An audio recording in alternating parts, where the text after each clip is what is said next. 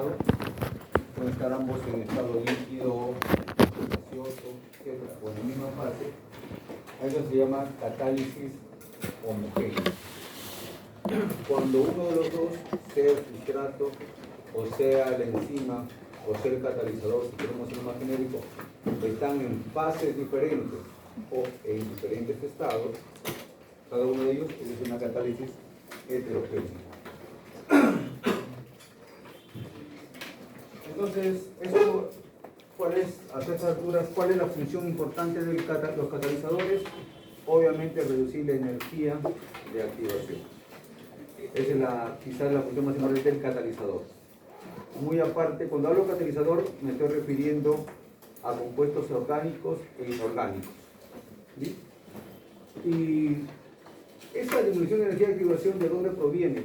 Obviamente proviene de los mismos integrantes o de los mismos reactantes, no es que venga de otro, es básicamente cuando se forman esos enlaces, esos complejos, los electrones, los protones, en ese afán de unificarse o de poder saltar niveles, hacen que se genere esta energía de activación. ¿Sí? Algunos conceptos que hemos visto. Energía de activación. Algunas propiedades de un catalizador en general. ¿Sí? Catalizador en general. La primera, el catalizador aparece químicamente inalterado al final de la reacción. Sea un catalizador biológico o químico, no se altera en la reacción. La diferencia es que el catalizador de la reacción, el catalizador biológico se pulsa N veces, el otro hay que ir gastando, el químico. Los catalizadores químicos se van gastando. Segunda, obviamente es una pequeña cantidad para producir una reacción considerable. Tercero, el catalizador no inicia la reacción, solo acelera una reacción que se produce lentamente. Como dije, las reacciones químicas o biológicas de nosotros se van a dar en su estado natural, se van a dar. Eso es innegable. Es como siempre le digo, sueltas una piedra en una pendiente, va a caer, es inevitable. La velocidad con que caiga, la cinética que tenga, eso es lo que tenemos que ver. Entonces, los catalizadores no inician la reacción, solo aceleran una reacción que se produce lentamente. ¿El catalizador afecta la cinética de la reacción? Sí, pero no afecta la termodinámica. Es decir, no afecta a la energía libre, a la entalpía, a la entropía, a la constante de equilibrio. La última que le he puesto en negrita, obviamente hay ciertas características de los catalizadores que les permite poder diferenciarlos. Es decir, si yo tengo catalizadores que utilizamos mayormente microbianos, sus regulaciones, sus reacciones son un poco más sencillas o más comprensibles de entender. Si hablamos de catalizadores biológicos en el ser humano, es un poquito más complejo. Tiene esa misma figura, pero no necesariamente sea así. Por eso es que cuando hablamos de cinética enzimática, se refiere netamente a la cinética microbiana. A la cinética humana también tiene ese perfil, pero se le suma una propiedad que se llama el cooperativismo, o otros le llaman alosterismo. Entonces, en el quinto punto dice, la actividad, la selectividad y la estabilidad son propiedades químicas de un catalizador. Es decir, cada catalizador, sea químico, biológico o que tenga ambas propiedades de repente, va a tener un tiempo de vida útil. Los catalizadores biológicos, es verdad, se utilizan N veces, pero en cada reutilizada va perdiendo su velocidad. Es decir, la cinética se va haciendo más lenta, la cinética se va haciendo de repente menos productiva que al inicio, por muchas razones. Bueno, acá vemos una diferencia entre dos reacciones que hemos visto ya en la segunda práctica en función a la entalpía, reacciones exotérmicas, endotérmicas, ambas, ¿sí? El catalizador va a afectar a la energía de activación, produciéndola.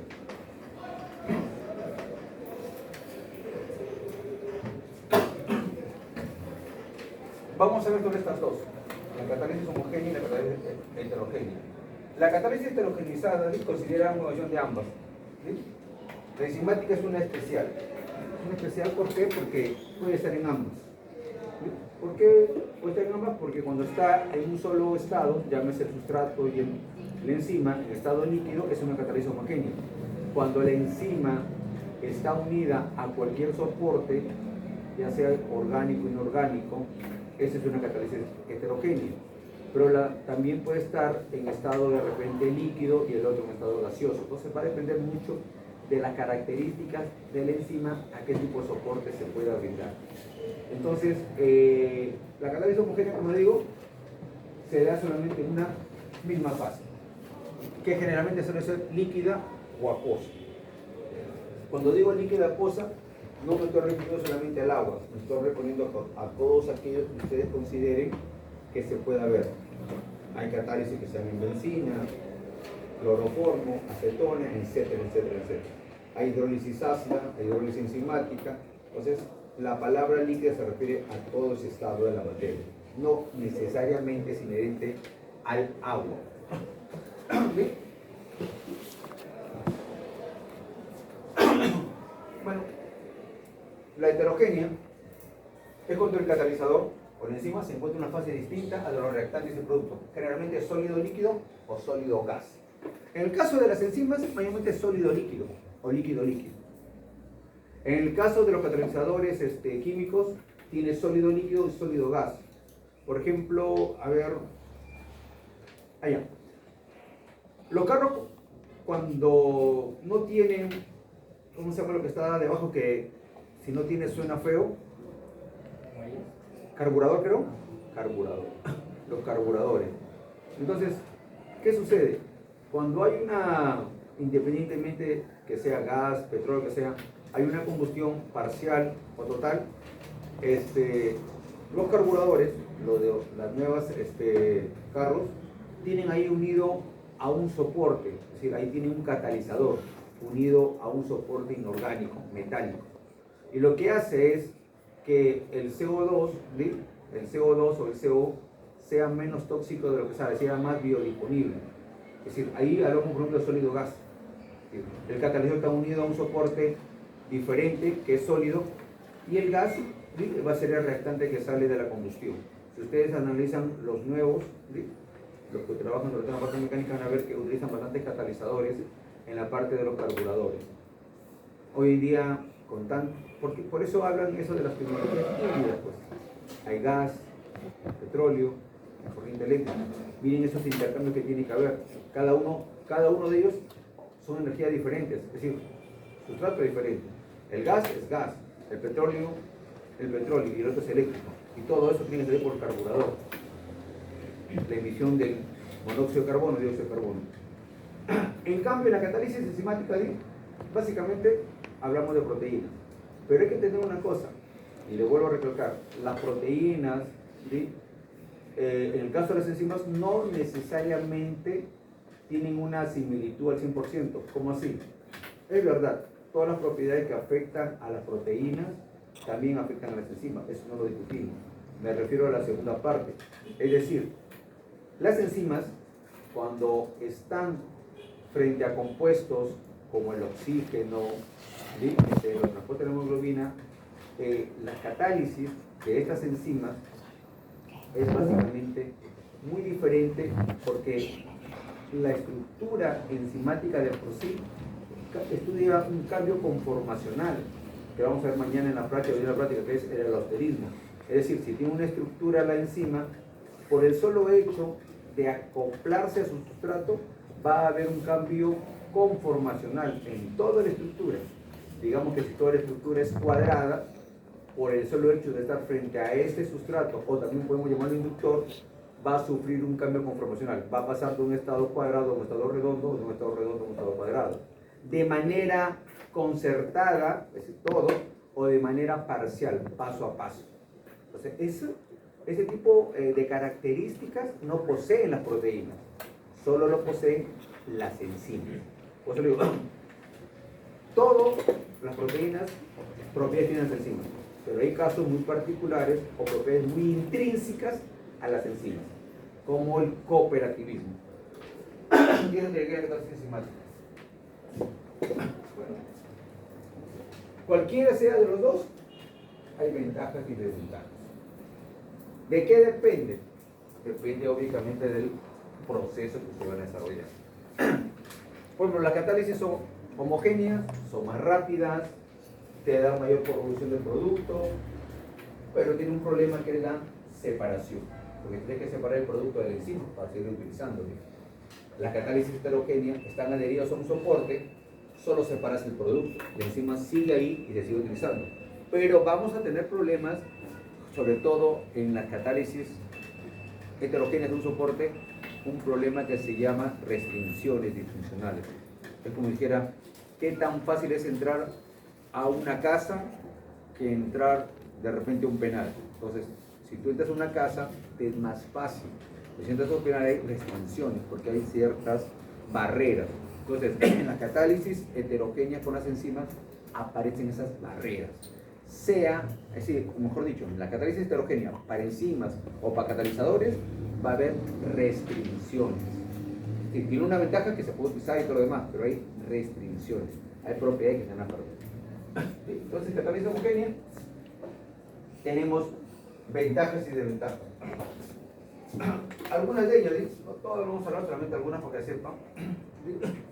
La que podemos ver, hay catálisis en solución, catálisis ácida, catálisis básica, autocatálisis y enzimática. Todas estas ahí en caracteres homogéneos.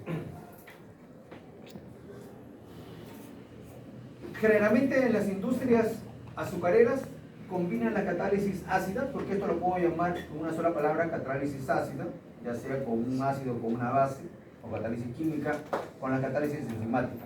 ¿Por qué? Porque la celulosa, que es un polímero muy grande, las enzimas lo pueden degradar, sí, por ejemplo los hongos, pero de repente es muy lento para el proceso. Entonces, muchos optan hoy en día un pretratamiento. ¿Qué es un pretratamiento? Un antes, con estos dos elementos, ácido o base. Es decir, echar ácido clorhídrico, ácido sulfúrico o KOH. Pero este pretratamiento es cuestión de minutos, no es de horas. Una vez que se logra un pequeño, de repente, punto de inflexión que se quiebre la celulosa en partes más pequeñas, entran a tallar las regiones enzimáticas. Y eso ayuda bastante a los procesos, ¿por qué? Porque el personal ahorra tiempo, dinero y sobre todo es ecoamigable. Hace años, todos esos procesos, hasta ahora, gran parte sigue siendo químico. Porque el químico es rápido, es bajo costo, pero tiene una replicancia que es muy contaminante, se fueron productos.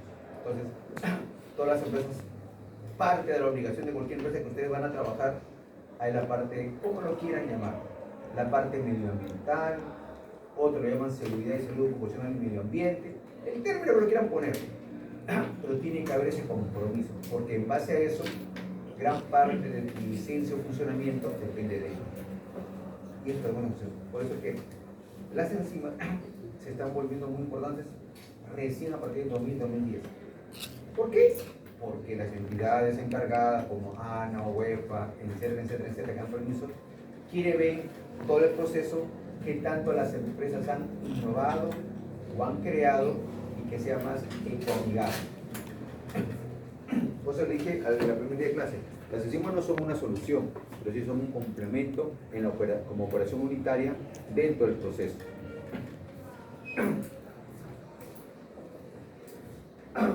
Algunas catálisis, ácidas o pueden ser también básicas. El elemento más importante es los hidrógenos. Los hidrógenos bajo la forma de protones o hidrogeniones. A ver, 3 ácidos que ustedes conocen: ácido sulfúrico, ácido clorhídrico y el otro es, me parece que es ácido nítrico. ¿Cuál de ellos utilizarían por una catálisis? El nítrico o sulfúrico. ¿O los 3 se pueden utilizar de la misma manera? En la práctica, ¿qué ácido hemos utilizado? Sulfúrico. sulfúrico. ¿Qué concentración? Al 1%. ¿Qué les dije? ¿Por qué hemos usado eso? Porque en su guía está otro. Ujú. En su guía está otro. Está ácido clorhídrico. Ujú. Lo que pasa, y ustedes conocen mejor que yo, ya no lo voy a repetir, mientras más cercano a uno, es ácido. Entonces, los ácidos, si ustedes analizan esos tres ácidos, van a ver que unos son ácidos fuertes y otros son ácidos débiles. Entonces, si yo quiero cortar una reacción como la que hicimos con el almidón, necesito un ácido débil. ¿Sí? Un ácido débil. No un ácido fuerte. ¿Lo podría usar otro? Sí, lo puedo usar, pero tendría que determinar cuál es esa concentración. No se olviden eso, por favor. El ácido nítrico nunca van a encontrar en una hidrólisis ácida. No porque sea débil ni fuerte, porque tiene otra característica. Es muy volátil. Una característica es volátil e irritante. ¿Ven? Es ácido, pero no se utiliza mucho en la hidrólisis. Cuando vean una empresa minera, pesquera, alimentos, usan ácido para su tratamiento, sulfúrico o clorhídrico, pero más sulfúrico. Ya saben por qué. ¿Lo puede ser clorhídrico? Sí, también, como una alternativa, si no, ¿qué hace? Sí, o sea, pero tienes que dosificarlo. Es que no te olvides que el clorhídrico, aparte de su estructura natural, es corrosivo. La cosa que no es el sulfúrico, ¿ves? Esas características particulares de cada ácido es el motivo por el cual tú debes usar. También son ácidos, sí, pues, ácidos hidrogeniones, se acidifica también, pero ¿cuál es el más adecuado para el proceso que quiero desarrollar? No solo basta con que sean ácidos, sino basta también con que esas particularidades de los ácidos. ¿Sí? Por eso ahí viene esa parte de la química que ya un poco, ya me he olvidado, los ácidos de Bronsted y Lowry, los ácidos que han visto ustedes una serie de ácidos. Hay varias clasificaciones de ácidos y de conjugación. ¿Sí? Igual en las hidrólisis básicas. ¿Cuál es el que más se utiliza? El. ¿Está eliminado o no? Sí, lo elimina. Ya. ¿Cuál se más se utiliza por naturaleza? El KOH, el hidróxido de potasio. Pero hay también hidróxido de sodio.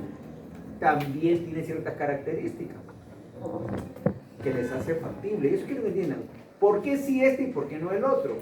Cuando uno va a un determinado proceso, hay ciertos patrones que hay que seguir. Perfecto. Pero si no los hay, ¿con qué los cambio? Y si los cambio con eso, ¿por qué los cambio? No es que ustedes los cambian porque se les ocurrió. Y el KOH tiene ciertas particulares que le deben haber explicado seguro en biología o en biología.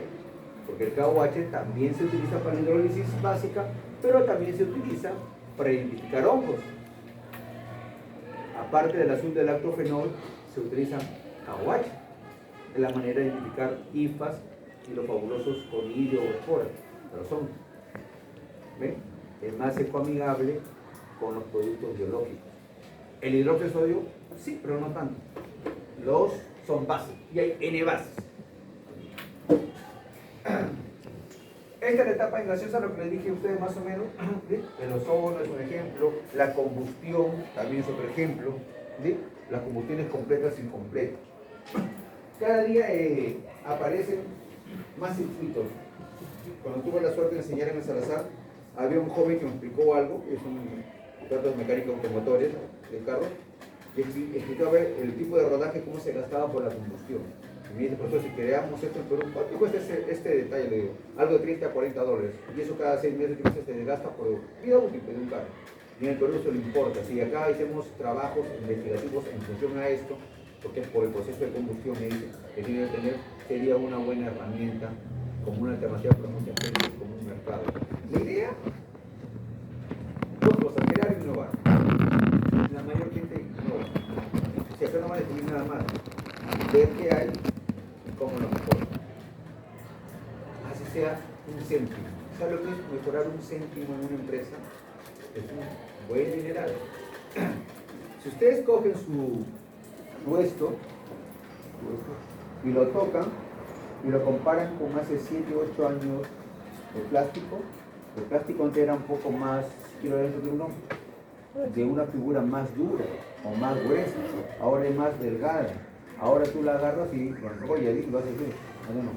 Entonces, ¿qué ha bajado? La calidad sigue siendo plástico, pero ha bajado la densidad. O sigue siendo el grosor. Eso significa 10 céntimos o 5 céntimos. Multiplica 1 céntimo por 1.000.000 de botellas, 1.000.000 de soles por producción de botellas. No se trata, entonces, de ver eso, si se trata de ver qué tanto bajamos en el proceso. Todas las empresas gastan luz, agua, no sé, petróleo, calentadores, un montón. Que reduzcas, no sé, 5 soles o 10 soles por hora, las empresas trabajan 24 horas ininterrumpidas, multiplica eso por día, por mes y por año per cápita, y está tu sueldo. Sin perder la idea del producto tiene que ser igual o mejor.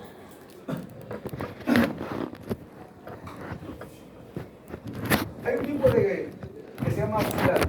¿Por qué se llama oxidante? Se le llama oxidante porque se forman, a diferencia de las enzimáticas, se forman intermediarios, los intermedios. Y estos intermedios son muy, ¿cómo le digo? Muy cambiantes o no son tan constantes. Al toque tienen que pasar a la derecha o a la izquierda. Un ejemplo, por ejemplo, esto se ve en la glucólisis. Cuando hacen la glucólisis, se forma el gliceraldehído 3-fosfato, pero también se forma el dihidroxiacetona, ambos, me parece, de 3 carbonos. ¿Por qué en cuestión de milisegundos o segundos la dihidroxiacetona se tiene que transformar en gliceraldehído 3-fosfato? Porque es una reacción reversible. ¿Por qué? Porque es un compuesto intermediario muy volátil. La célula, como cualquier ser vivo, como nosotros, necesita ahorrar, no como nosotros estamos. Entonces, a él le conviene mejor el gliceraldehído para seguir con su ruta metabólica, con todo el proceso, que tener la hidroxiacetona. Haría un gasto mínimo en convertirlo y seguir. Por eso que hacen 2 vueltas la glucólisis. La glucólisis son 2 vueltas, no es una. La parte de glucosa de glucosa a lo que es piruvato hay 2 vueltas, porque se forma un intermediario de 3 carbonos. Primero el gliceraldehído y la hidroxia se convierte y pasa con el gliceraldehído. ¿Ven? Entonces, esos son reactivos gaseosos oscilantes. ¿Sí? Son muy volátiles. Y eso también ocurre en la biología o en la química. ¿Sí?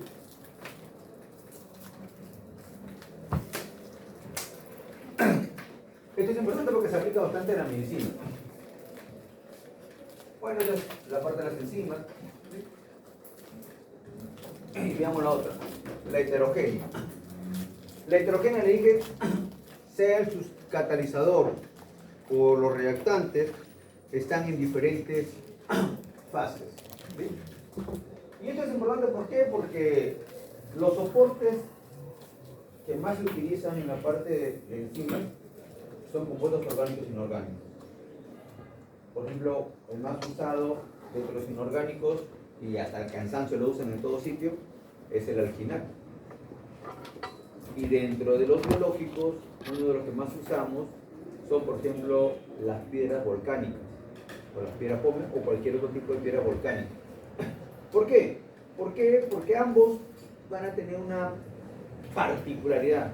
Como todos los procesos se dan en medios líquidos, y en líquidos, quieras o no, que como tú metieras tu mano en el agua, después de 1 hora, 2 horas, sale tu mano igual, sale como si fuera arrugada. Entonces, ¿qué significa? Que hay un rozamiento, hay un desgaste. Entonces, esos soportes van a soportar, van a proteger a la enzima contra ese desgaste que pasa todo el tiempo en el agua. Tienen que resistir ese desgaste, ¿sí? Lo mayor tiempo posible. Van a leer ustedes ahí cuando veamos un montón de soportes, pues miren las características de esos soportes que deben tener para poder trabajarlo y adherirlo a una enzima. El otro gran problema es esto, ¿sí? Estos son, acá está un soporte, así unas perlitas dentro de esta enzima. Ahora yo veo a esto, lo hago un zoom y así se ve. se ve como si fuera un enmarrañado. Es que lo que pasa es que los soportes cuando atrapan el enzima no lo tienen que atrapar de manera que el enzima tenga la capacidad o el espacio, si quieres decirlo más que capacidad, de que el sustrato pueda llegar, pues. Porque si el soporte lo agarra y lo tapa todo el enzima, cuando venga el sustrato y no tenga dónde entrar, ¿qué catálisis va a haber? Tiene que haber un ingreso, es decir, un sitio por el cual el sustrato tenga que ingresar, unirse al enzima y hacer la catálisis, formar el producto, y el producto también tenga que salir, pues. Entonces, por eso que le digo, los soportes en las enzimas nucleares tienen esa gran dificultad. Todo ese proceso se llama restricción. ¿Qué tan fácil es llegar yo como sustrato a la enzima y qué tan fácil es el producto salir? Entonces, hay un montón de productos. Acá lo que al hecho del catalizador, las disfunciones, es entrada, interna, salida y todo lo demás. Hasta esta salida del hecho del catalizador. Esto que entra tiene todos esos problemas. Para entrar, acoplarse, salir por todo eso, el enzima. Esos son los productos. Y ahora, una vez que te forman los productos, tienen el otro problema. Tienen que salir. Todo esto se llama restricción. Disfuncional. Si está fuera, externa, y si está dentro del proceso, interno. Salida del hecho del proceso. Ingresa A, B y debe salir C y D. Pero eso no es tan fácil, como se dice. Ya casi, generalmente los parámetros cinéticos como KMB max bajan un poco. Porque no es lo mismo tener al sustrato encima en su mismo estado directamente, donde todos los sitios activos están listos. Acá también están listos, puede ser.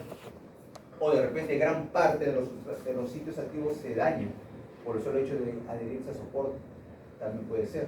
O también puede ser por el mismo soporte que afecta al ingreso del sustrato y a la salida del producto.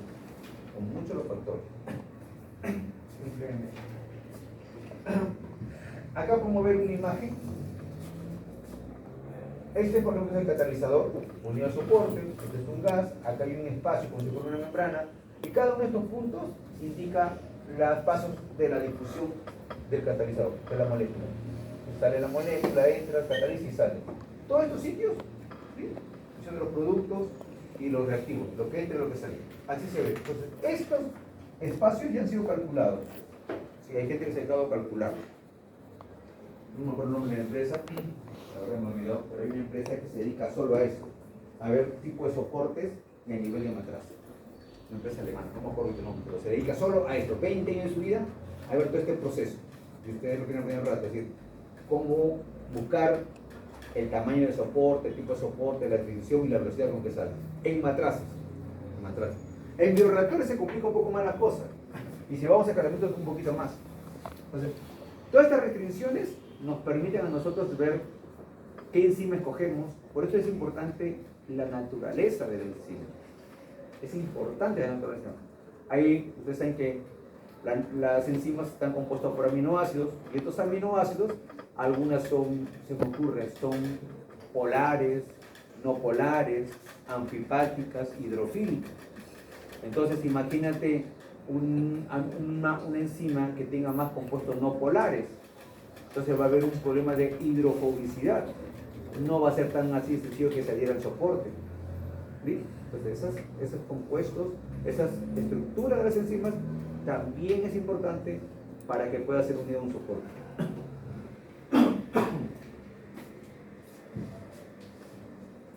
Bueno, una otra forma también de verlo, esta es una lámina, ¿sí? Esta es una lámina, por ejemplo, de vidrio, porosa. El vidrio también es un buen soporte. Otro puede ser una lámina de sílice. ¿Dónde encontramos sílice? ¿Se acuerdan? ¿Dónde encontramos bastante sílice? Usarlo como soporte. ¿Han llevado biología animal, sí o no? ¿Dónde encontramos sílice? ¿Quién es una zona rica en sílice? Las diatomeas. Las diatomeas. Las diatomeas, si ustedes googlean, toda esa estructura de sílice. Si se utiliza diatomeas o una porción de diatomeas, lo muere, es un buen elemento para tomar láminas de sílice y a adherirse ciertas enzimas de manera de adopción a la superficie. ¿Sí? Las láminas. Bueno, algunos ejemplos de catalizadores heterogéneos, el catalizador, el reactante, la polifunción, todo esto. Lo más común es esto, adorción. ¿Qué es adorción? Este es el soporte, este es la enzima y se adhiere, adorción. ¿Qué es absorción? Es adentro. Entonces, hay procesos en los cuales se adhiere al soporte, hay procesos que están adentro y adentro se cambian muchas terminologías. ¿Sí? Cuando es adentro, cuando es afuera no hay problema, adorción. Pero cuando es dentro es absorción, hay varios procesos. Varios procesos como atrapamiento, entrecruzamiento, etc. Este es más complejo. Bueno, dos elementos. Estos se utilizan, por ejemplo, ¿se acuerdan? Estos dos, ¿en qué se diferencian? Bueno, este es por la luz solar y este es por la fabulosa electrocatálisis. Por ejemplo, su termo eléctrico, ¿sí? Ese es un electrocatálisis. ¿Qué está rompiendo ahí? Nace, puede. Sí, el termo, la energía eléctrica que está en ese cobre, ¿sí? El cobre no sale, esa energía eléctrica comienza a romper enlaces, ¿sí? Y determinas a qué elemento, generalmente a todo lo que causa la dureza. ¿Quién causa la dureza en el agua? Todo lo que sea calcio o magnesio, óxido de calcio,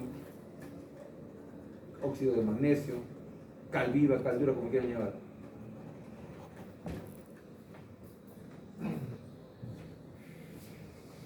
Ambas tienen ventajas y desventajas. No es que sea nada más de esa manera. Hay pro y contra. ¿Sí? Pueden ver algunas. Las grasas homogéneas son suaves, ¿sí? Más rápido, más suave, no hay tanto búsqueda. Las otras son más severas porque está atrapado. La separación de los productos de grasa homogénea es difícil. ¿Por qué es difícil? Porque están los dos, pues. Tienes que sacar primero la enzima o el catalizador, de ahí sacar el producto. En cambio acá no, pues, como la enzima está adherida, solo sacas producto. ¿Sí? Y algunas cosas. Es caro, no requiere estabilidad térmica, selectividad. Por ejemplo, esta es obviamente más selectiva, pues. No es que la enzima está en su naturaleza como tal y todos sus sitios activos están abiertos, están prestados. Acá no, acá se pierde, les dije. Al momento que un catalizador, una enzima está adherido a un soporte, va a perder muchos sitios activos. Ya sea sitios activos lo pierden porque están tapados, es decir, que están atrapados y no se puede adherir al sustrato, o han pedido su cambio conformacional, por eso es media baja. Entonces hay ventajas y desventajas, no es nada más así. Bueno, esto, se lo dije en primera clase, el platino era el más usado para fermentaciones alcohólicas, el número 1. Una fermentación alcohólica que la hace por Saccharomyces, que tiene un tiempo, y todavía tiene un tiempo y hay que monitorearlo porque la fermentación alcohólica, el mismo Saccharomyces que lleva con sustrato, la misma cantidad de alcohol, lo mata. Hay que estar viendo en qué momento tengo que ir separando y agregando sustrato. Pues acá está, ¿no? Zapaces activas, soportes, y todo lo demás. Bueno, algunas aplicaciones les centran más en la parte ambiental, pero también está en la parte de la salud, está en toda la parte. Entonces, lo que le dije, el nitrógeno, el CO2, los carros de hoy en día, los que he podido ver, tengo la suerte de ver con los chicos que trabajan en esa área, en el que me han explicado, ya estos híbridos traen una serie de elementos, de repente más compatibles, más duraderos, pero más baratos. Igual que las computadoras. Las computadoras hoy día todo es delgadito, más aluminio, unas cosas. Antiguamente tenían sus coolers y un montón de cosas. Cada día se vuelve más simple por cuestiones de costos. Y las empresas lo que quieren es abaratar el costo, pero sin perder la calidad del producto, lo que se vende. Muy bien. Voy a poner la siguiente parte. La regulación. A ver, hay muchas formas de regular, pero vamos a ver las dos más importantes, ¿sí? Que ustedes lo deben haber visto. ¿Se acuerdan de los operones? ¿Se acuerdan? ¿Cuántos operones hay? Varios. ¿Ah? Varios. Pero si lo queremos separar, ¿en cuánto lo separemos? Ahí puede haber hasta miles, pero básicamente son dos las que existen, o dos formas de operoles. ¿Cuáles son esas? ¿Ah? Diga nomás. Ajá, son más volátiles. ¿Por qué? ¿Qué tiene una y qué tiene la otra? Sí, exacto, esos son los dos. La resta fue un montón, pero esos son los dos. Las dos representativas. ¿Cómo se reconoce uno y cómo se reconoce la otra? Sí, sí, por favor. Lactosa, intestino, y de ahí las demás.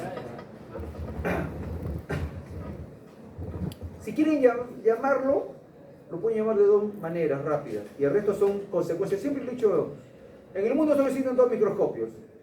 Los ópticos y los electrones. Se acabó. El resto me va de madre porque son variedades. Óptico porque su funcionamiento es por luz. Todo el sistema es óptico porque es la luz la que va a generar todo el proceso. Y electrónico porque son los electrones. Que ahí ya llegan de tres fases, monocromático, de barrido, de contraste, de fondo negro, fondo blanco. Todos funcionan con luz. Y el otro con electrones. Son variedades. En los operones son dos. Lo más rápido. El operón LAC y el operón inducible. Pero ¿cómo se le llama al LAC? Se le llama inducible. ¿Y cómo se llama el otro? Reprimible. O si quiere decir de otra manera, al LAC se le llama, si quiere decir, en su estado activo o inactivo. ¿Cómo está? Activo. Y el otro está inactivo. Así de sencillo. Y todo lo demás funcionan de eso. Así, se acabó. Que me ponen, hay varios. Usted tiene que ser precisos. ¿Cuántos en el mundo, mucho, el sexo? ¿Cuántos hay? Dos. Masculino y femenino. Y se acabó. Que haya chatos, enanos, chinos, japoneses, todo, son variedades del Homo sapiens, las culturas y las etnias. Y Nada más. Que estos coman esto y no coman esto, son variedades. O existe otro género más que haya creado Dios, porque no voy a entrar a otra parte. Esos del closet no son catalogados dentro de los géneros. Pues. Yo tampoco no estoy en contra, y tampoco estoy a favor, pero técnicamente hablando, según sexo son dos, aparato masculino y aparato femenino. Nada más. La otra puede ser variedades, subtipos, cepas, como quieran llamarlo. Campeón. Como quieran llamarlo. Dime, joven, te corté, discúlpame. Quiero preguntarle por qué no se habla mucho de la operona labinosa. De la operona labinosa. ¿Qué tiene? ¿Por qué no se habla mucho de eso? Ah, una pregunta. Aparte de la arabinosa, la maltosa y todo lo demás, lo que pasa es que cuando estos señores descubrieron, ¿sí? El señor Monod, el señor, todos esos bioquímicos, lo estudiaron desde el punto de vista, ya, ¿qué te digo? Desde el punto de vista bioquímico, cómo que es que en los microorganismos, o en los microorganismos, se estaba dando estos procesos de manera sencilla. Porque no te olvides que todo lo que sabemos de operones son en bacterias. Y de ahí se asume que eso igual ocurre a nosotros, con ciertas variedades, ¿sí? De la genética. Porque más o menos estos son monocistrónicos, nosotros somos policistrónicos, exones y todo eso. Pero una variedad. Entonces, la arabinosa tiene una particularidad. La particularidad que tiene la arabinosa es que como tiene su ARA 1, ARA 2, ARA 3, hay un efecto de retroalimentación. Es decir, tienen los dos, pero tiene un efecto de compartimentación, o que mejor dicho, su enzima, por el solo hecho del sustrato, que vamos a decir, hace que cambie su estado conformacional, es decir, puede haber una enzima, ¿sí? Que tiene una estructura y el inductor o el sustrato, ya la enzima sensada, va a cambiar de manera cualitativa, va a cambiar. Sí, no va a cambiar la estructura, sigue siendo la estructura, sigue siendo su mismo peso molecular, su mismo peso, sino cambia su conformacional para poder adaptarse a varios fenómenos. Claro, cambia, pero como que ustedes son los mismos, de repente por acá, no sé, tiene un don, no sé, de que les crezca más, ¿no? Pero sigue siendo lo mismo. Esas cosas son, que yo le llamo subgénesis, o cosas que, bueno, pues se dio, pues, la naturaleza es así. Hay cosas, como se llaman, no que no sean posibles, sino justo tiene este señor y el otro no lo tiene. Es como lo que aparece acá, hay gente que tiene el don de una leída lo aprende, hay gente que tiene el don que después de 5 leídas lo aprende. Si todos son iguales, todos tienen la misma capacidad. Son cosas bien dadas. Bueno, algunas características, ¿sí? De la enzima. Bueno, más o menos de acuerdo a donde se encuentre, ¿sí? Estamos hablando de enzima. En la saliva ya vimos la amilasa tialina, en el estómago, ¿sí? En el páncreas. Sí. De todos estos dos son los más importantes para el ser humano, la cantidad de enzimas, sobre todo en el páncreas y sobre todo en el intestino. Acá porque se encarga el trabajo más fuerte y acá el trabajo menos, pero es el que va a absorber. Y cada uno de ellos tiene una característica, una sola palabra, viene de compartimiento. Cada uno tiene un compartimiento, no está muy clara. Cada uno en dónde debe estar, como cuando uno trabaja.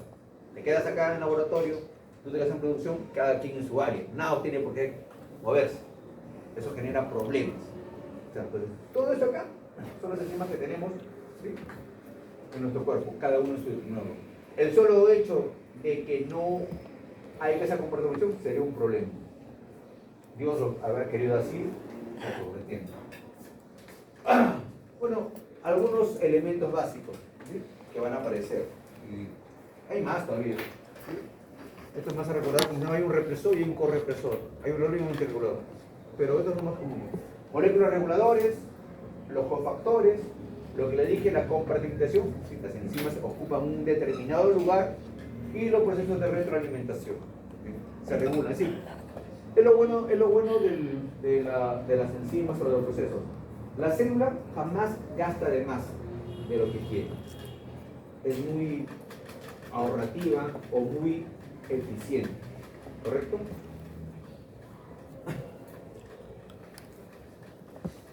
Joven. Sí. ¿Qué significa compartimentación? ¿Qué significa que las enzimas estén acá? Es el lugar donde van a estar. ¿Van a estar qué? Realizando ¿Ah? sus funciones. ¿Cómo? Realizando sus funciones. Ejemplo. ¿Qué lugar?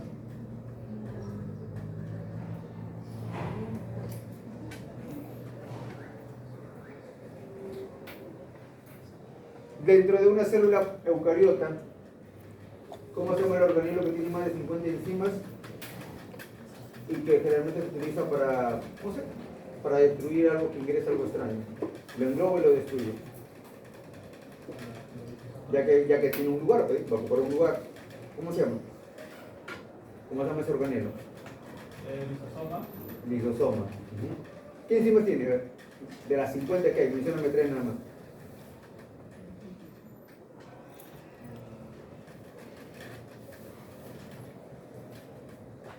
Tiene 50, solo 3 no me mencionan. Si tú lo googleas, te sale más de 50. ¿Ah? ¿Qué estás haciendo? En el laptop. ¿Ah? Pídeme permiso otro día. La próxima vez te saco y no das examen. Y así te quedo de pequeño. Cualquier cosa, piden por favor que lo tenga un informe, puedo retirar. Cambia. Eso se llama falta de respeto. Por esta vez te la paso. La segunda.